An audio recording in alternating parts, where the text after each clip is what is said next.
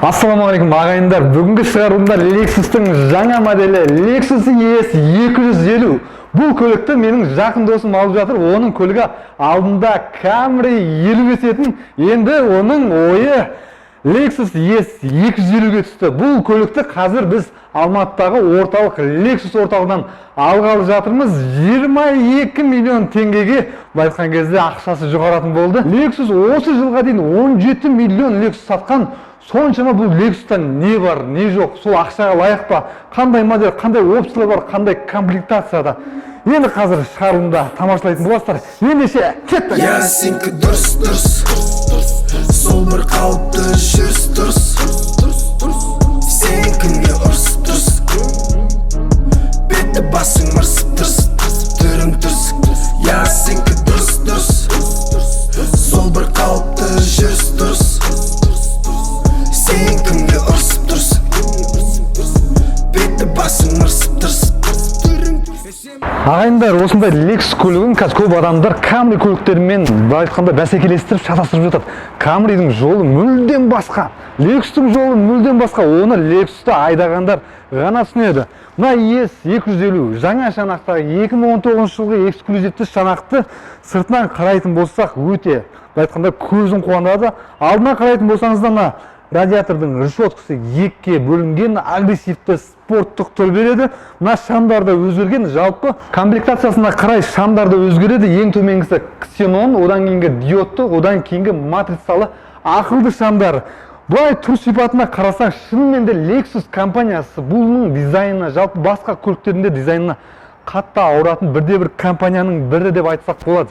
Себебі осы аралықта олар 17 миллион 500 мың көлік сату, бұл айтқан кезде еске оңай емес. Бұл Lexus'тың алдыңғы буынымен салыстыратын болсақ, ұзындығы 6 сантиметрге, ені 5 сантиметрге кеңейген. Өндірушілердің айтуы бойынша алдыңғы орындық пен артқы орындықтың айырмашылығы ең үлкен, өзінің санатында ең үлкен деп айтады. Сонда артқы адамдағы отыратындарға өте комфортты деп бізге сендіреді. Оны қазір шолу барысында көре жатармыз. Енді сыртқы шанағы туралы, жалпы арты туралы айтатындай ешқандай сөз жоқ.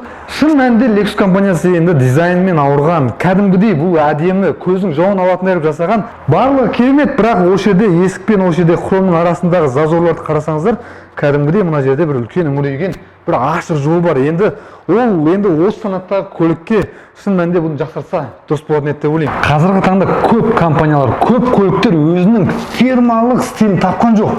Шыны керек, бір-бірінен құсап жатыр, бәрі бір-бірінен алып көшіреді. Былай көшіреді, артынан қарасаң, жетпес, алдынан қарасаң, Серата деген сияқты көп көліктер өзінің фирмалық стилін тапқан жоқ. Ал осы Lexus компаниясы шыны керек, өзінің фирмалық стилін, өзінің қолтаңбасын қалдырған бірде-бір компания ретінде мен анық сіздерге айта аламын. Я сенікі дұрыс, сол бір қалыпты жүріс дұрыс. Сен кімге ұрсып дұрыс, беті басың мырсып дұрыс, түрің дұрыс. Ағайындар, көліктің қозғалтқышы туралы бір-екі ауыз сөз айтатын болсақ, енді көліктің қозғалтқышы өте жаңа. Бұл көлік туралы көп ақпарат жоқ, себебі жаңа көлік. Бұл көлікті ары кетсе 15-20 километр айдаған, айтқанда озықтары, шынайы озықтары әлі күнге дейін кездескен жоқ. Сол себепті қозғалтқышы туралы айтатын болсақ, бұның қозғалтқышы 2/5 жаңартылған 2017 жылы шыққан жаңа қозғалтқыш. Бұл қозғалтқыштар қазіргі таңда RAV4-те және Toyota Camry көлігінде бар. Өкінішке орай Американың нарығына арналған моторда. Ал біздің Қазақстандағы моторлар ол бұрынғы сол қозғалтқыш болып саналады. Ал қорабына келетін болсақ, жаңартылған бұл жерде де 8 адымдық қорап. Бұл қазіргі таңда көлік қала арасында бар болғаны 9,5 ғана литр жейді 100 километрге. Ал үлкен тас жолында 6,5 ғана литр жейді екен. Ол енді шынымен жапондықтарға респект. Мен бір адамдар түсінбеймін де. Салоннан машина алады да 5 жыл бойы салафанын шешпейді. Салоннан машинаны алып, оны алмай тұрып сатуды ойлап, осылай салафанмен жүруді қою керек, достар. Бұл салафанмен жүру шыны керек, түк көрмегендік.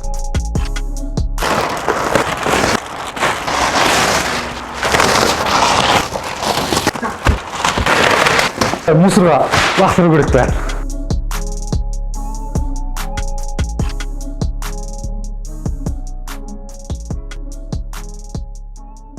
Ал ағайындар, көліктің ішкі салоны туралы бір-екі ауыз сөз қозғайық. Іші қандай керемет па, сұмдық па, көрейік. Бисмилля.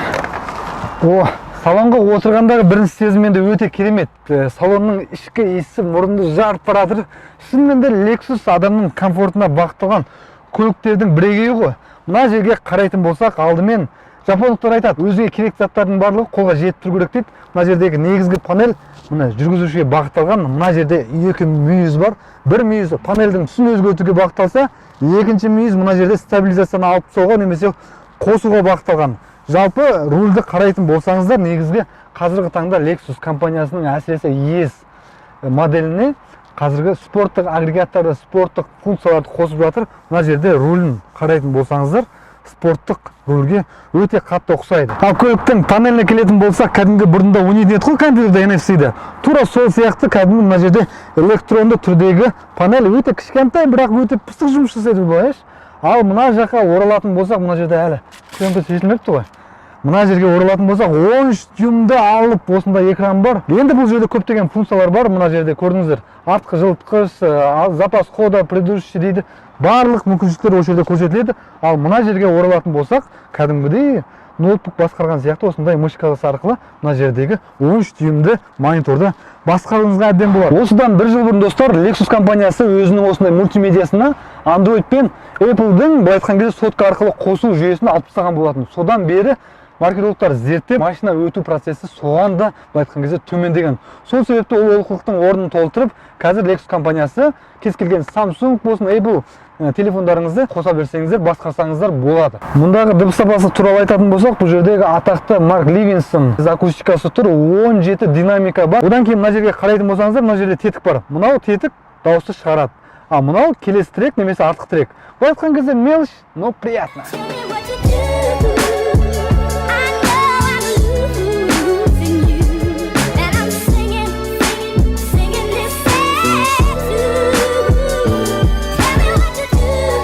Көлік 2019 жылғы Lexus компаниясының өнімі болғандықтан бұл жерде енді өте үлкен функция бар. Енді айта беретін болсақ, сөз көп. Оның бәрін айтқан кезде бұл жердегі ең үлкен артықшылық мына жерде ағаш бар ғой, ағаш. Жапондықтардың өте құнды ағашы, Ямамото ағашынан жасалған. Мына жерде де Ямамото ағашы, мына есіктерінде де Ямамото ағашы. Комплектациясына қарай осындай қымбат ағашты енгізеді. Бұл қазіргі кездегі машинаға қойылған ағаштардың тренді болып есептеледі. Ал ағайындар, көліктің алдыңғы панелі туралы, жалпы алдыңғы орындық туралы барлық ақпаратты айттым деп ойлайын. Енді бұл көлік, былай айтқанда, бизнес санаттағы көліктердің қатарына жатады ғой. Бұл көлікті алған адамдар көбінесе артында отырады екен. Сол себепті көліктің артқы жағдайының ыңғайлығын байқайды. Көліктің артқы жағына отыратын болсақ, жоғарыда айтқандағыдай жапондықтар бұл осы санаттағы көліктің арты ең үлкен, ең ұзын деп айтқан болатын. Шын мәнінде жаңа отырған жерінің артында отырмын. Бойым әдеттегідей 185 сантиметр. Сол себепті емін-еркін енді бизнес класстағы көліктердің қатарына жатқандықтан осындай шында қойғышы бар, астында осындай тағы да жүк салғышы, мына жерінде жаңағындай екі бөтелке салып қоюға болады, әдеттегі көліктердің қатарына жатады. Енді базалық комплектацияда болғандықтан мына жерде енді мультимедиа мониторлар жоқ. Мына жерде зарядтауға болатын қуаттағышы бар, 22,1 ампер. Көліктің артында қатты енді алып айтатында ешқандай жоқ, себебі бұл 2,5 объемдық көлік болғандықтан толық комплектациядағы көлік емес. Шын мәнінде іші кең, емін-еркін ұзақ сапарға болсын, басқа жақын жерге болсын, балқып-шалқып баруға болады, кеңес беремін.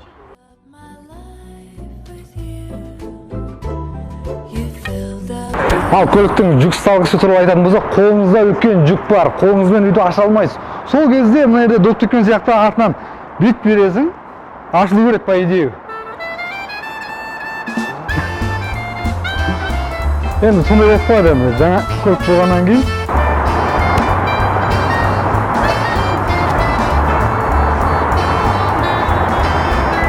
Ашылды. Енді басында сондай болуы мүмкін, былай ашылады. Жалпы көліктің багажнигі туралы айтатын болсақ, жүк салғышы туралы айтатын болсақ, 550 литр сыйымдылығы бар. Енді қатты үлкен болмаса да өз санатындағы көліктердің қатарында жаман емес. Шаңғы болсын, басқа жүк салғатын болсаңыз, былай тасып ары бері жүруге әбден болады. Мына жерде тетік арқылы басып, немесе аяғыңызбен басып, қайтып жапсаңыз болады. Өте керемет ыңғайлы. Көліктің иесі әлі бұл көлікті айдаған жоқ, мен бірінші айдап жатырмын. Қазір бұл көлікте отқан кезде енді сезім керемет. Toyota Camry мен ешқандай ұқсастығы жоқ екенін түсінуге болады. Так, низкий уровень. Бензинді айтсайшы. Немене ішіп келді ма? Я жаңа шықылдап отқан бензин дауысы себебі салоннан алғаннан кейін бар болғаны ішіне 5-ақ литр бензин құйып берді деген. Енді 22 миллион теңгеге машинаны алғаннан кейін енді бензинді толтырып бересіз, керемет болатын еді деп ойлаймын. Мелочь, бірақ приятно да оның барлығы. Көлікті айдағандағы сезім енді Toyota Camryмен мүлдем ұқсастық жоқ. Екеуі екі әлем екенін соқыр көзбен аңғаруға болады. Себебі бұл көлікте отырған кезде тып-тыныш, ешқандай артық дыбыстың жоқ екен және шумдық изоляциясы өте керемет жасалғаны бірден аңғарылып тұр. Lexus 250 өзінің санатындағы көліктерден жоғары класстағы көліктермен бәсекелеске түседі. Арнайы айтатын болсақ, BMW-ның X5 және Mercedes S-класс, Audi A6 көліктермен бәсекелесе алатын бірден бір көлік деп айтсақ әбден болады. Шын мәнінде көліктегі комфорт мүлдем басқа. Ішінде отырған кезде бір жүзіп бара жатқан сияқты сезім. Осындай кедір-бұдыр жолмен жүрген кезде көліктің аспасы өте керемет жасалған, бірден аңғарылып тұр. Бұл жаңа платформадағы Lexus алдыңғы буыннан қараған кезде 30 килограмм жеңіл. Сол себепті оңай қозғалады, аспасы өзгертілген жаңа платформада жасалған. 2.5 қозғалтқыштағы көліктің қазіргі кезде 200 аттық күші бар. Сонымен ағайындар, Lexus компаниясының әсіресе ES көлігі нарықта өзін дәлелдеген көліктердің қатарына жатады. Менің өзім тарихымда да Lexus ES 330 болған. Менің барлық машиналардың ішінде ол ең оң әсер қалған көліктердің бірі болып саналады. Шын мәнінде сізде қомақты ақша болып, бір көлікті салоннан алып, ұзақ уақыт бойы осындай көлікті комфортты түрде айдағыларыңыз келсе, қалталарыңыз қалың болса, қатарыңыздың алды болғыңыз келсе, трендтен қалмағыңыз келсе, осындай көлік алсаңыз әлбетте болады. Ағайындар, арнамызға тіркеліп лайк басып аямаймыз. Әлі алда талай керемет жаңа шығарылымдар болады, жаңа эксклюзивті бағдарламалар болады. Сіздермен бірге болған мен Данияр Сұлтан. Келесі бағдарламада жүздескенше сау саламат болыңыздар. Ассаламу алейкум.